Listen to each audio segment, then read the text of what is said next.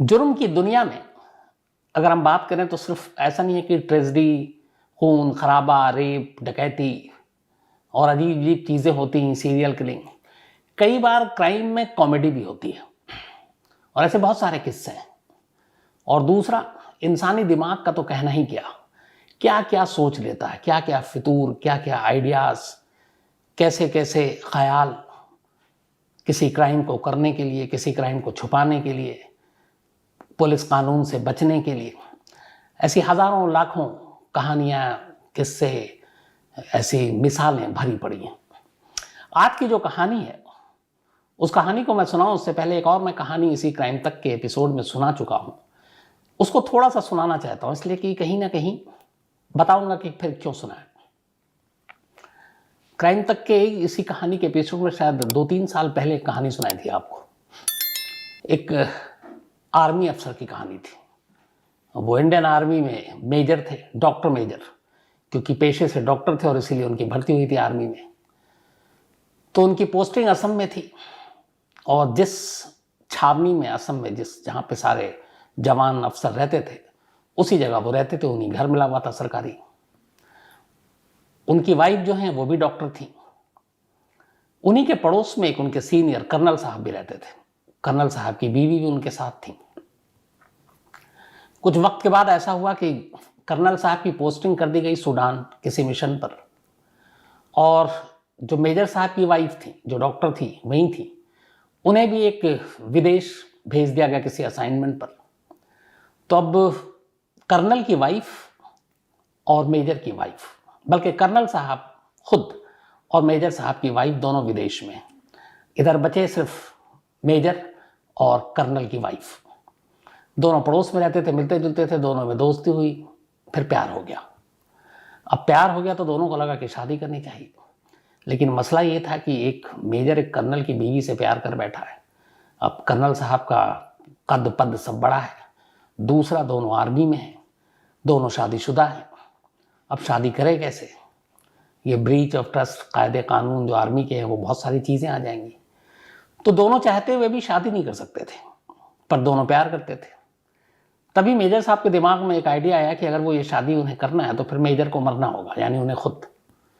अब वो सचमुच में मरना तो चाहते नहीं थे, न मर सकते थे, फिर शादी कैसे करते? तो उन्होंने अपनी मौत का एक नाटक रचा।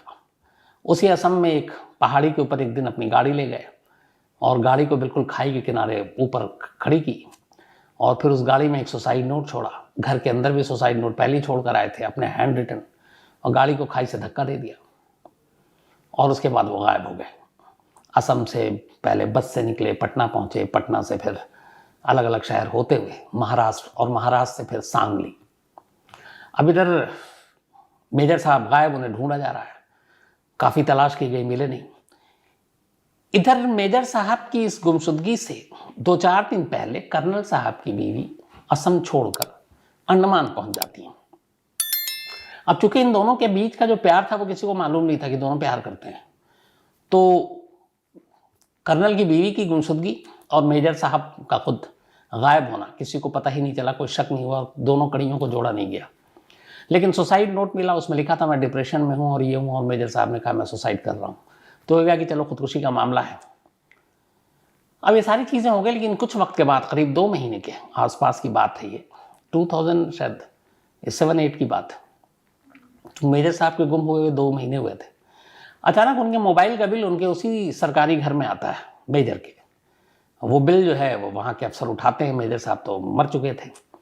तो उस मोबाइल के बिल को जब देखते हैं, इधर जो आर्मी की मिलिट्री इंटेलिजेंस है वो तलाश कर रही है कि मौत की वजह क्या है, जांच वाँच, चूँकि बहुत सारी चीज़ें हैं आर्मी में। तो जब उस मोबाइल बिल को भी उन्होंने अपनी तफ्तीश में जोड़ लिया तो उसमें देखा अचानक कि एक नंबर है जो अंडमान का है, और मौत से पहले खुदकुशी जब उन्होंने किया, करीब 3:30 बजे ये के आसपास में कॉल था उसी डेट का, और 4 बजे के आसपास उनकी मौत की बात हुई। तो मिलिट्री इंटेलिजेंस को लगा कि ये अंडमान में किससे बात कर रहे हैं, तो पता चला कि वहाँ एक नेवी अफसर का नंबर है वो। अब उस नेवी अफसर तक टीम पहुंची तो पता चला कि नेवी अफसर ने कहा फ़ोन आया था, असल में उन्होंने अपनी एक महिला मित्र को यहाँ ठहराने का इंतज़ाम करने के लिए कहा था, तो मैंने ठहरा दिया। तो उन्होंने पूछा वो महिला मित्र कौन थी? तो उन्होंने कहा मैं तो जानता नहीं हूँ, लेकिन मैंने एक जगह ठहरा दिया।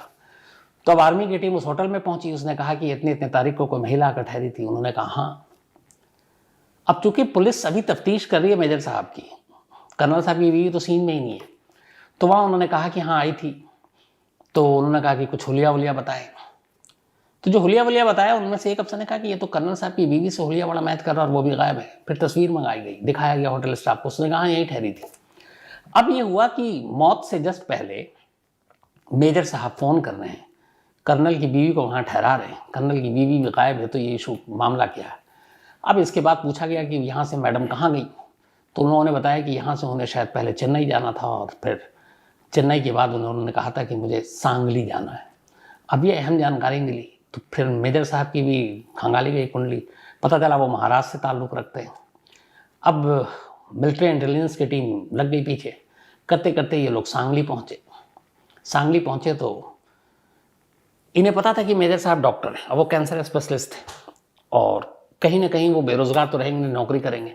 तो सांगली के हर छोटे बड़े अस्पताल में मिलिट्री के लोगों ने उनकी तलाश शुरू की और आखिरकार कामयाबी मिली। एक अस्पताल में पता चला कि हाँ इस नाम के शख्स यहाँ काम करते हैं और उन्होंने हिम्मत ये थी कि उन्होंने अपना नाम तक नहीं बदला था।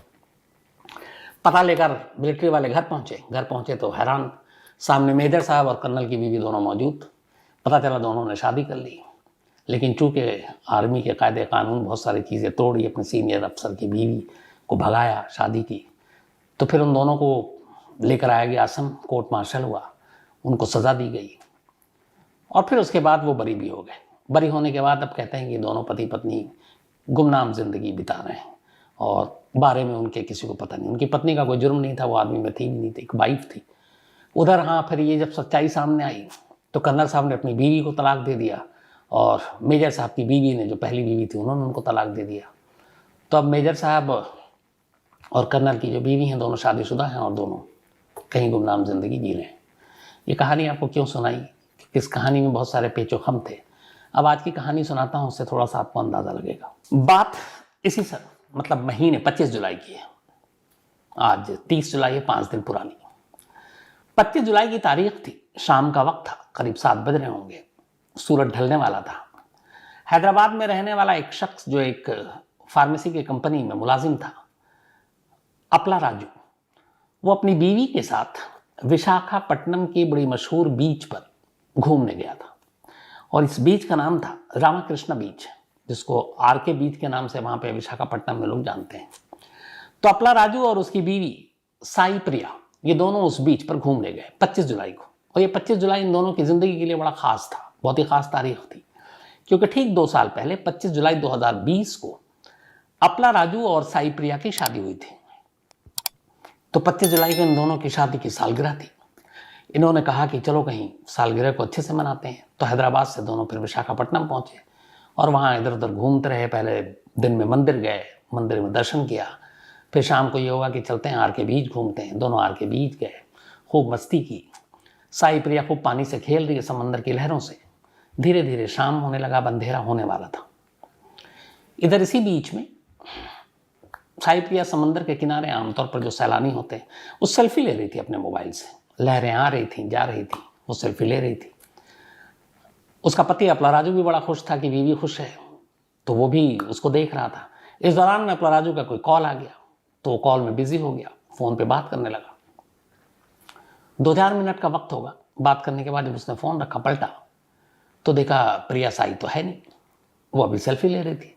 अब उसने आवाज़ दी, बहुत सारे और सैलानी थे, बट मिली नहीं। फिर इधर उधर वो ढूंढना शुरू किया, लगा कि कहीं आसपास कुछ खाने पीने का सामान, आइसक्रीम कुछ और ख़रीदने चली गई होगी, चाट वाट, लेकिन वो मिली नहीं। वो बीच के किनारे पूरा उसने छान मारा, आवाज़ बेतहाशा दे रहा है, पूछ रहा है, लोगों से पूछ रहा है, लेकिन साई प्रिया का कोई पता नहीं। अब पहली बार इतनी तलाश के बाद जो पति है उसका, अपला राजू, वो घबरा गया। उसे ये लगा कि वो समंदर के बिल्कुल किनारे थी और सेल्फी ले रही थी, लहरें आ रही थी, जा रही थी। ऐसा तो नहीं कि लहरों के बीच में वो बह गई और समंदर में जाकर डूब गई। तरह तरह के उसको ख्याल आने लगे। वो बदहवास भागता हुआ वहाँ पे जो कोस्ट गार्ड और वो सारे गोताखोर और वहाँ पे जो बीच में पुलिस वाले थे, उनके पास गया और उसने बताया कि ऐसे ऐसे मेरी बीवी सेल्फी ले रही थी और अचानक गायब हो गई है और आसपास कहीं नहीं है। मुझे लगता है कि कहीं समंदर की लहरों में वो खो तो नहीं गई। अब वो सब भी सुनते हैं, फ़ौरन हरकत में आते हैं। जो कोस्ट गार्ड और उन तमाम लोगों को उनको चौकन्ना किया जाता है, गोताखोरों को बुलाया जाता है, तलाश शुरू होती है, तब तक अंधेरा हो गया था। लेकिन फिर भी बहुत सारे लोग उस बीच के किनारे तलाश शुरू कर देते हैं। इधर अपना राजू अपने घर वालों को भी फ़ोन करता है, ससुराल वालों को भी फ़ोन करता है कि ऐसी ऐसी बात हो गई, वो भी घबरा जाते हैं। अब रात को भी सर्च ऑपरेशन शुरू है, ढूंढ रहे हैं, बाकायदा जहाज़ के ज़रिए भी पानी के ढूंढना शुरू किया गया। पूरी रात बीत गई, फिर युवा की सुबह तलाशेंगे। वक्त इधर जैसे जैसे बीत रहा है, अपना राजू को अजीब अजीब ख्याल आ रहा कि पता नहीं उसकी बीवी के साथ क्या हो गया, और ये इतना अच्छा दिन, शादी की दूसरी सालगिरह, और उसे रह रहकर यही ख्याल आ रहा है कि कहीं वो समंदर की लहरों ने उसे निकल तो नहीं लिया।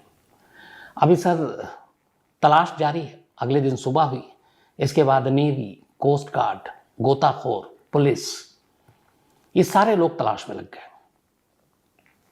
तलाश जोरों शोर से जारी है। फिर युवा के पानी के 2-2 जहाज का इस्तेमाल किया गया आसपास में दूर दूर तक, कि शायद अगर वो डूब गई है तो कोई लाश ही मिल जाए। किनारे इधर उधर पत्थरों में तमाम तलाश नहीं। फिर बाकायदा चेतक हेलीकॉप्टर को बुलाया गया और उसके ज़रिए तलाश शुरू हुई कि शायद मिल जाए। बहुत सारे लोग लगे रहे, नेवी के, कोस्ट गार्ड के, गोताखोर, लेकिन साई प्रिया का कोई सुराग नहीं मिला। अगला दिन भी पूरा बीत गया, तलाश जारी रही, लेकिन कुछ नहीं हुआ। फिर रात हो गई, अंधेरा हो गया। फिर युवा के अगले दिन सुबह करेंगे। अगले दिन सुबह से फिर तलाश शुरू। गोताखोर दूर दूर तक ढूंढ रहे हैं समंदर के नीचे। ऊपर हेलीकॉप्टर से तलाश की जा रही है, नीचे जो 2-2 जहाज जो हैं वो ढूंढ रहे हैं। लेकिन दूसरा दिन भी बीत गया। अब 25 से 26 और 27 की तारीख आ गई, जुलाई, कोई सुराग नहीं मिला। पुलिस अपनी तरफ से लगी रही, जो नेवी के लोग हैं उनसे भी रिक्वेस्ट किया गया, वो भी बेचारे लगे रहे, कोस्ट गार्ड के लोग लगे रहे, गोताखोर लगे रहे। अब तीसरा दिन आ गया। तीसरे दिन भी ये खोज जारी रही है, तलाश जारी रही एक बीवी की, और तमाम कोशिशों के साथ पूरी शिद्दत से ढूंढा जाने लगा। तब भी हेलीकॉप्टर बुलाया गया, फिर से ऊपर पानी के जहाज लगातार ढूंढ रहे हैं, लोग लगे हुए हैं, एक्सपर्ट, गोताखोर ये। लेकिन करीब अब 65-70 घंटे हो गए, सुराग नहीं मिला। अब जैसे जैसे वक्त बीतता जा रहा था, यही हो गया कि अब शायद साई प्रिया नहीं मिलेगी, और चूंकि बाहर में भी है नहीं, पानी के अंदर भी नहीं मिल रही है, लाश भी नहीं मिली है, तो धीरे धीरे उम्मीद कम होती जा रही है। और ये था कि शायद चूंकि बंगाल की खाड़ी है वो समंदर, तो लाश बहकर कहीं दूर चली गई है। लेकिन दूर तक ढूंढा हेलीकॉप्टर के जरिए, पानी के जहाज बहुत दूर के समंदर के अंदर तक गया, लेकिन कोई फायदा नहीं हुआ। इधर अपना राजू परेशान, उसके माँ बाप भी सब आ गए, और ये ढूंढ रहा है। हैदराबाद में ये इससे जाना था, लेकिन अब बीवी गुम है। तभी वेडनेसडे की रात आ गई। वेडनेसडे की रात को अचानक इधर जो साई प्रिया है, उसके माँ बाप भी परेशान हैं कि उनकी बेटी कहाँ गुम हो गई है। उन्हें भी अजीब अजीब ख्याल आ रहा है। लेकिन वेडनेसडे की रात को साई प्रिया की माँ के मोबाइल पर एक वॉइस मैसेज आता है, और वो एक अननोन नंबर से था। वो उस मैसेज को सुनती हैं, और सुनते ही मतलब खुश भी हैं और हैरान भी हैं और फिर परेशान भी हैं, और जो कुछ है सब कुछ है, इसलिए कि वो मैसेज ही ऐसा था। उस मैसेज में आवाज़ थी साई प्रिया की, और उसने कहा कि मम्मी, मैं बिल्कुल ठीक हूँ, और मैं नल्लूर में हूँ, और मुझे ढूंढने की कोशिश मत करना। अगर आप लोगों ने मेरा लोकेशन पता कर लिया या पता करने की कोशिश की, तो मैं सचमुच जान दे दूंगी। और आपकी जानकारी के लिए बता दूं मम्मी कि मैंने शादी कर ली है, और अब मैं अपने नए पति के साथ ज़िंदगी जीना चाहती हूँ। ये वॉइस मैसेज था। अब उसकी माँ ने ये भी सुना तो फ़ौरन फिर इधर जो परेशान बेचारा पति 3 दिन से भटक रहा है, अजीब अजीब सपने आ रहे हैं उसको, अजीब अजीब खौफ कि पता नहीं उसकी बीवी के साथ क्या हो गया।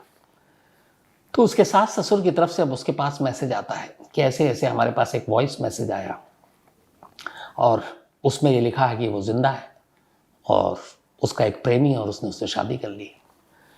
अब ये बात उसे पता चलती है। अपना राजू फिर ये विशाखापट्टनम में इधर लगातार तलाश हो रही थी, वो उन अथॉरिटी को बताता है, पुलिस को मैसेज देता है।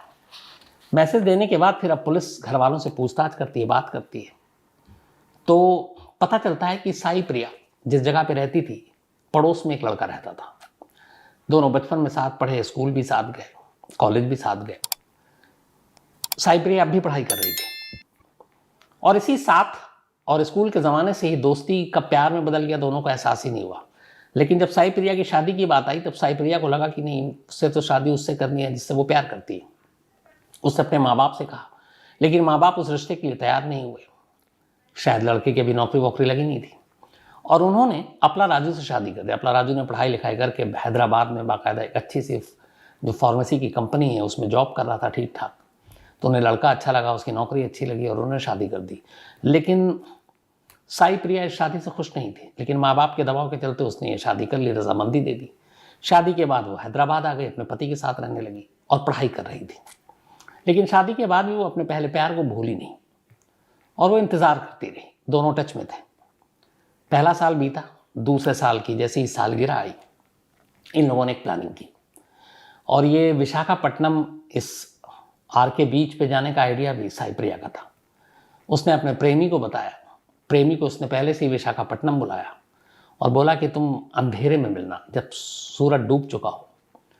और फिर वो अपने पति के साथ मंदिर गई, बीच पे गई, खूब मस्ती की, दिखाई कि हम बिल्कुल खुश हैं। फिर सेल्फी लेने लगी, किनारे में थी ताकि उसे ये लगे कि अचानक जब गायब हो तो कोई हादसा हो गया।